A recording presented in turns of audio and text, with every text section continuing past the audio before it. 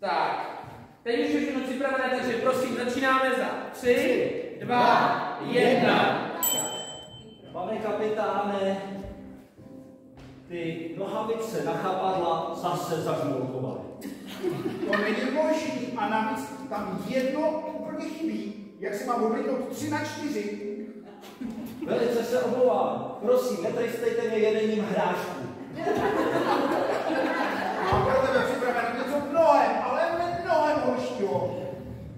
Bude to mrkev a dušena. Ne! Prosím, výměnu. A pokračujeme.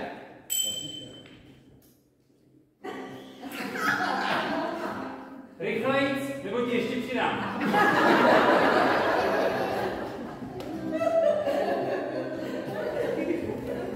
Je to brá! Špenát. Plitvám na tebe zásobama. A ti nejsi.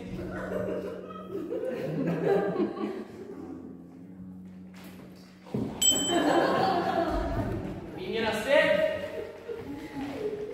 Pokračujeme. Vidím, že to pro tebe není dostatečný trest. Navíc jsem ve svých kalhotách našel samozřejmě tuto. Tanga. Já tě pošlu s tím zpátky na zem. Na zem? Poznal se správně, že od našeho dobytí země nemyslím na nic jiného. Vážně?